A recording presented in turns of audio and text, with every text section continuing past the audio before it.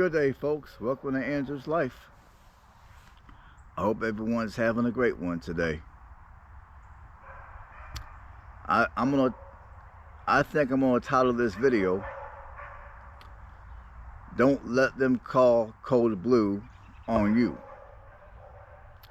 Now, for those of you that work in the medical field and you're watching me right now, you know exactly what I mean when I say code blue.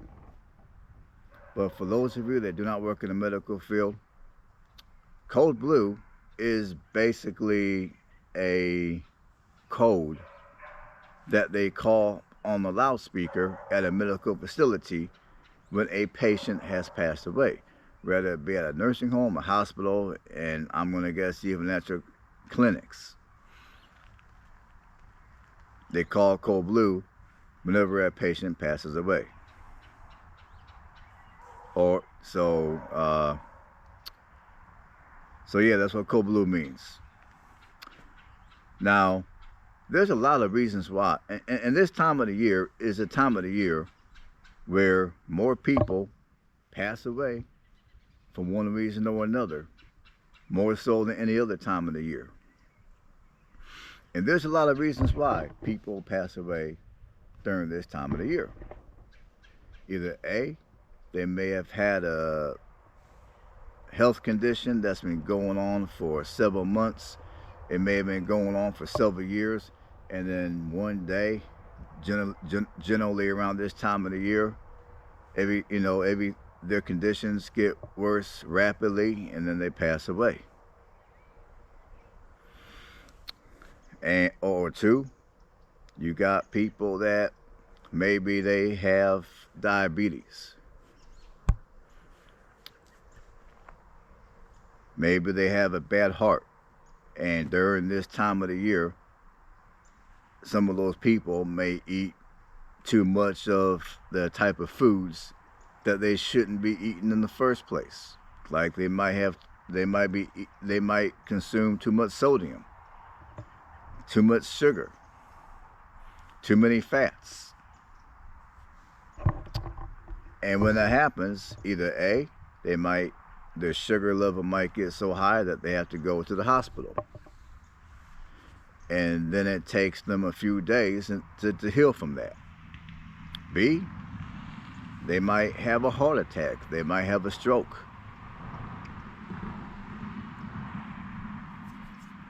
And obviously for those conditions, you have to go to the hospital.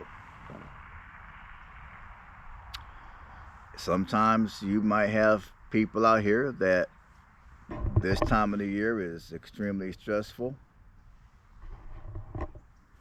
and due to the stress level, you got people out here that just due to stress, they might have to go to the hospital due to a stroke or a heart attack due to stress.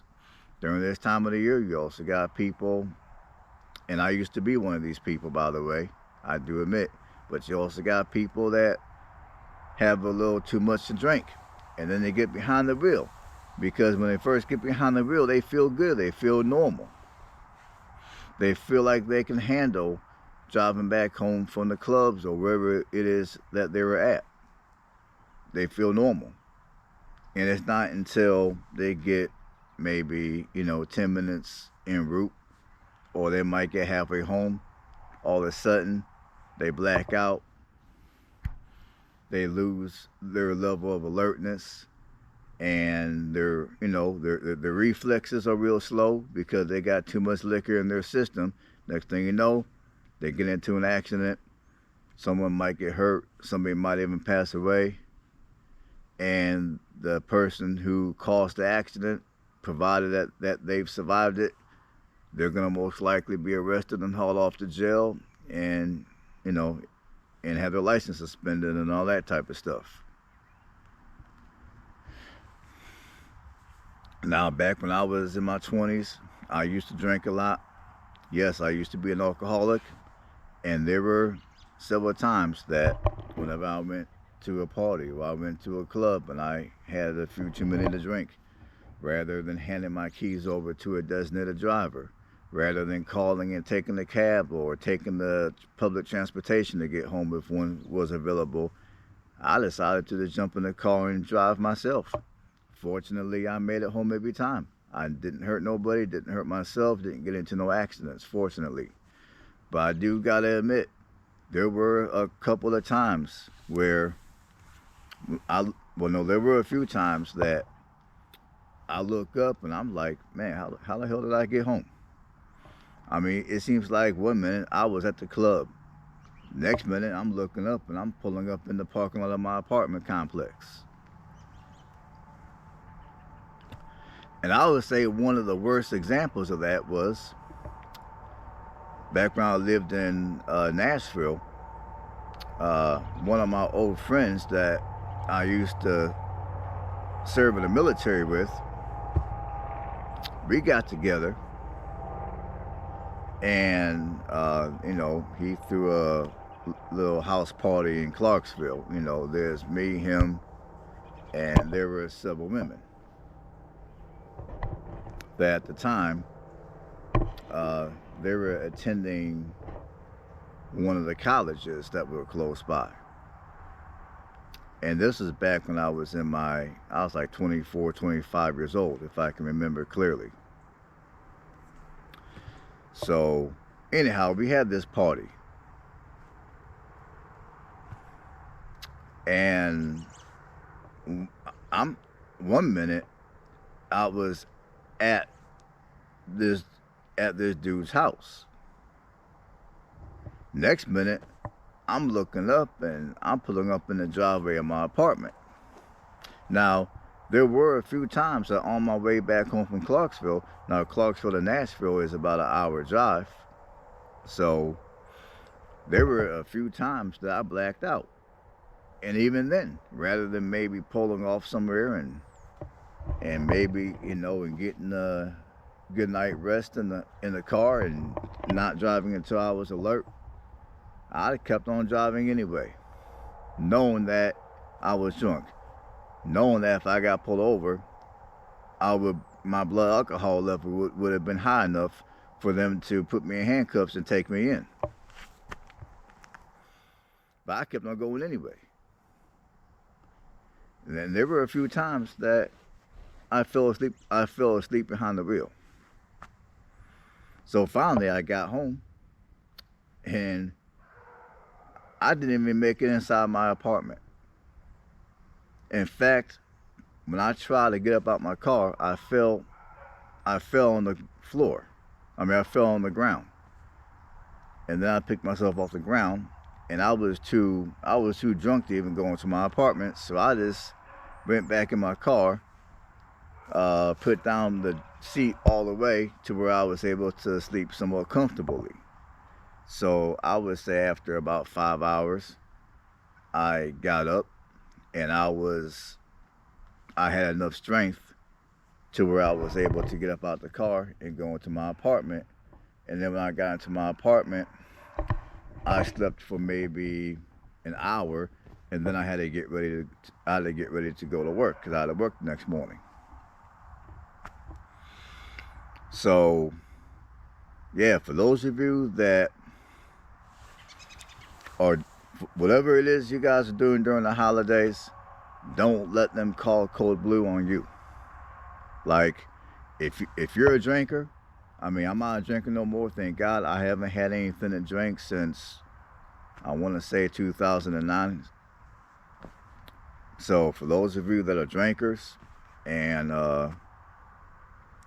you're gonna go somewhere and get drunk, either A, have a designated driver that's not a drinker, that's not going to drink nothing at all. B, have somebody scheduled to pick you up. C, if you live somewhere to where there's public transportation, utilize public transportation. Or D, budget a little extra money to take a taxi cab to your house. And then maybe the next morning you can take a taxi cab back to wherever your vehicle is at and pick up your vehicle. Any of those things you do is going to be way better than risking it and driving drunk and then something bad happens to you, or something bad happens to somebody else. So, somebody could end up severely injured or dead, and then that code blue could be called on you, or it could be called on somebody else because of your actions. And when it comes to the food, like for those of you that are diabetic, for those of you that may have a weak heart, for those of you that have any kind of health conditions, for those of you that know you're morbidly obese, and you know when you talk, you breathe hard when you talk, you breathe hard when you walk, you know your health isn't good. During this holiday season, try to be mindful of how much of the bad stuff you eat. Now, the bad stuff is going to taste the best. Obviously, I know that firsthand. Like, the ham, for those, I don't do pork, but I know many people eat ham for Christmas. So, that, those slices of ham, they're nice and salty. Maybe it might be a honey glazed ham. You got that nice salty taste with the sweetness from the honey. So you eat like crazy amounts of ham. And then after you get done eating that ham, your whatever side dishes that you might have with that ham, like maybe you might have a side dish that's high in sugar, high in sodium, high in fat. You're eating all that. And then you go and then you have some kind of a dessert, super high in sugar. And you wash it all down with either an alcoholic beverage, or you wash it down with some type of sugary drink or soda. Because there's not too many people that are going to just drink water with all their entrees during the holiday. Most people are going to wash it down with some type of sugary drink, or they're going to wash it down with some type of alcoholic beverage. And if you consume too much of any of that kind of stuff, that one extra drink, that one extra slice of ham, that one or two extra cookie, those extra one or two cookies, that extra slice of sweet potato or pumpkin pie or chess pie could be enough to have your blood sugar be so high to where you have to go to the hospital. Or that one or two extra cups of eggnog could be enough to where your arteries are all clogged, and now you're having to go to the hospital because you're having a stroke or a heart attack. Or two, some of you allow the holidays to stress you out. So you might get stressed out. You might get stressed out to the point where you might mess around and have a mini heart attack or a severe heart attack, and then you gotta go to the hospital. And worst scenario, somebody at that hospital may call cold blue on you because you're gonna pass away, because you're gonna succumb to your conditions. I'm not saying that it's gonna happen, but it could happen. So my attitude is, whatever you need to do to prevent those type of things from happening in the first place, is going to be your best. It's going to be for your best.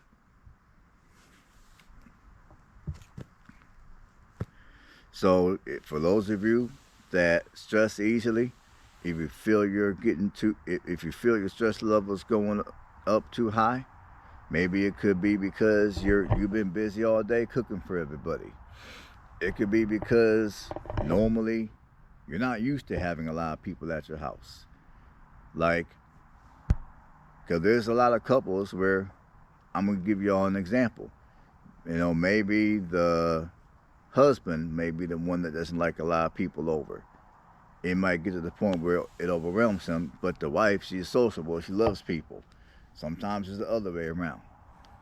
So if you're that one that, okay, maybe for a little bit of time you don't mind people coming over, but then after that hour or two goes by, you're like, man, when are these people gonna get up out my house? So you're getting to the point where you're starting to get frustrated, you're starting to get mad. You don't want all these people up in your house messing up your house no more. You want these people up out of your house. You're ready to have peace and quiet. Well, there's a couple of things you can do. A, just tell people straight up, hey man, you gotta get up out of here. You know what I'm saying? Just do it in a nice way, but let them know that they gotta get up out of there. Or B, you can always excuse yourself and maybe go to your room.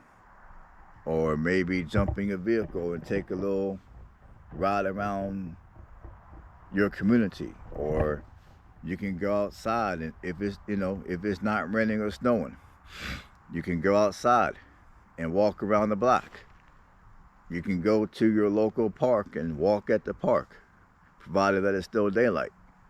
I mean, not only will it be good exercise to burn off some of the calories that you took in during the holiday feasting and snacking, but it will also be good to decompress, to make you feel better about everything. Because nature has its way of healing people. Nature has its way of making you feel better about whatever it is you're going through. So those are just a few ways that you can calm yourself down. And none of this information that I'm giving is medical advice. I should have disclosed that earlier in the video, but I'm going to disclose it now. I mean, and also, I think, let me think here. I already covered the drinking, I already covered the diet, and I just now covered stress. So yeah, if you take those measures during this coming holiday season, today's Christmas Eve, Christmas Day's tomorrow, and of course New Year's Eve and New Year's Day as well. If you take those measures, then the probability of somebody calling cold blue on you will be much lower. The probability of somebody calling cold blue on one of your loved ones will be lower. Because you're not gonna put yourself in a position to where you're gonna have certain type of health conditions and have to go to the hospital in the first place. And granted, for all of us, our day is gonna come sooner or later. But my attitude is, why rush it? Why not just enjoy life and take care of yourself and stay healthy as you can? And sometimes, people are gonna get sick. People are gonna have strokes and heart attacks. But again, if there's ways you can avoid having heart attacks and strokes, why not exercise those ways to avoid it? By eating a reasonable diet, by keeping your stress level low.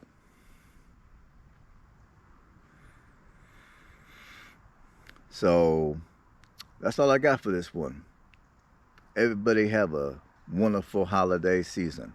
Now I'm going to see y'all before the holiday season is out. But I'm just saying, have a wonderful holiday season. Stay blessed. And remember, don't let them call cold blue on you.